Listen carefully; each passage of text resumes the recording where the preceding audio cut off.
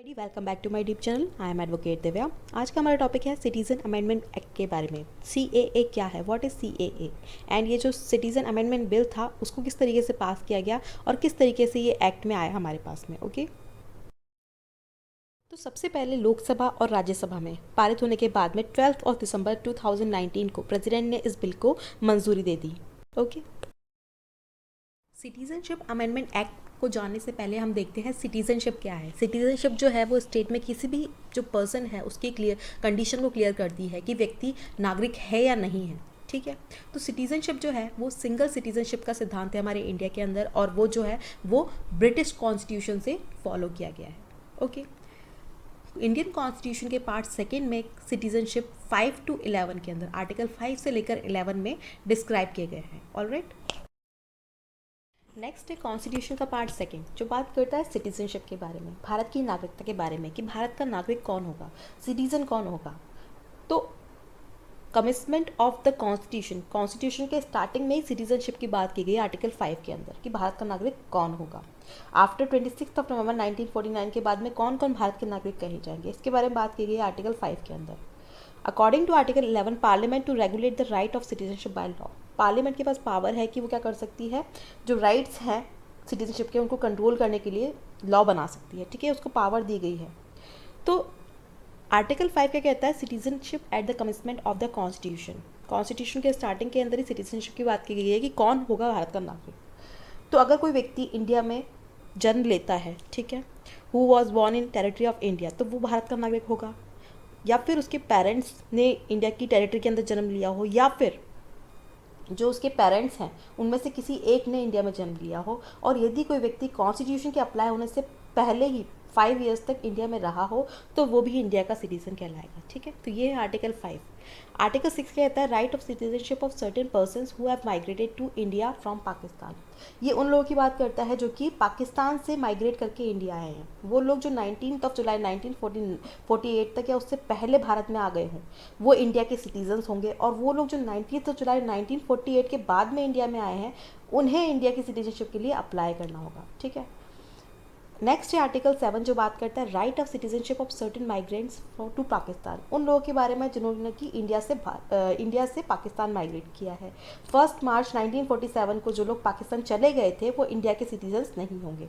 अगर वो 19 जुलाई 1948 से पहले इंडिया वापस आ गए तो वो लोग इंडिया के सिटीजन्स होंगे। ठीक है, नेक्स्ट है article 8 right of citizenship of certain persons of India origin residing outside India, वो लोग जो कि इंडिया में जिनका जन्म हुआ है, ठीक है, परंतु वो कहाँ रहते हैं, फॉरेन में रहते हैं। तो ऐसे लोग जो जिनका जन्म इंडिया में हुआ है फॉरेन में रहते हैं तो गवर्नमेंट ऑफ एक्ट 1935 के अंडर वो इंडिया के सिटीजन्स थे और वो इंडिया के सिटीजन्स होंगे। आर्टिकल 9 क्या कहता है, persons voluntarily acquiring citizenship of a foreign state not to be citizens, मतलब जो फॉरेन स्टेट की सिटीजन्स लेने के बाद में इंडिया जो फॉरेन स्टेट के जो सिटीजनशिप ले लेते हैं उनके बाद में वो इंडिया की सिटीजनशिप नहीं ले पाएंगे, वो इंडिया की सिटीजन्स नहीं रहेंगे। ठीक है, अगर कोई व्यक्ति किसी दूसरे स्टेट की दूसरे देश की जो सिटीजनशिप है वो अगर ले लेता है, एक्वायर कर लेता है, तो वो इंडिया की सिटीजनशिप स्वतः ही उसकी ख़त्म हो जाएगी। ठीक है, नेक्स्ट है आर्टिकल 10 जो कहता है continuance of the right of citizenship के बारे में। प्रत्येक व्यक्ति जो कि पहले के जो प्रोविजंस है उनके अकॉर्डिंग इंडिया के सिटीजन्स है या किसी भी लॉ के प्रोविजंस के अंडर होंगे तो वो पार्लियामेंट द्वारा तैयार किए जा सकते हैं ऐसे नागरिक बने रहने के लिए, कंटिन्यूएंस के लिए। ठीक है, आर्टिकल 11 है parliament to regulate the rights of citizenship by law, parliament के पास पावर है कि वो क्या कर सकती है, लॉज बना सकती है, सिटीजनशिप से रिलेटेड उनको कंट्रोल कर सकती है। ठीक है, जो सिटीजनशिप है उसके सब्जेक्ट पर लॉ बनाने का राइट केवल पार्लियामेंट के पास में है। ठीक है, तो ये हमारा पार्ट सेकेंड जो बात करता है सिटीजनशिप के बारे में, भारत की नागरिकता के बारे में, आर्टिकल 5 से लेकर आर्टिकल 11 तक। ऑलराइट, तो आर्टिकल 5 से लेकर 11 में पार्ट सेकेंड में कॉन्स्टिट्यूशन के अंदर डिस्क्राइब किया गया सिटीजनशिप के बारे में।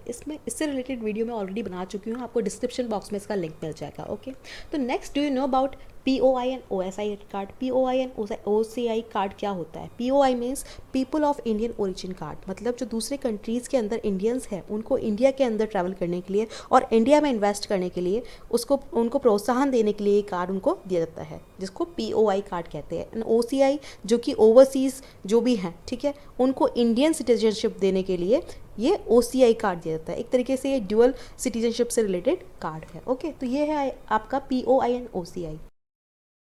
अगेन आते हैं हमारे सिटीजनशिप अमेंडमेंट एक्ट के ऊपर। इसके अंदर अफगानिस्तान, पाकिस्तान एंड बांग्लादेश, इसके अंदर 6 communities, Hindu, Muslim, Sikh, Jain, Parsi and Christian, इनको क्या है इंडियन सिटीजनशिप मिलेगी जिन्होंने कि 31 दिसंबर 2014 से पहले इंडिया में एंट्री ले ली है। ऑलराइट, अगर कोई माइग्रेंट इनलीगल रूप से देश में रह रहा है तो उसकी पहचान कैसे की जाएगी? इसके लिए हमारा NRC, national register of citizens, इसके लिए लोगों से जो उनके पहचान है उसके डॉक्यूमेंट्स मांगे जाते हैं। और सबसे पहले असम, जो इंडिया के अंदर पहला ऐसा स्टेट है जिसके पास NRC है। NRC की जो प्रोसीजर है 2013 में सुप्रीम कोर्ट के ऑर्डर पर शुरू हुई थी और कोर्ट ने इसके आदेश पर 31 दिसंबर 2017 को NRC का पहला ड्राफ्ट प्रकाशित किया था। Okay, thanks for watching everyone.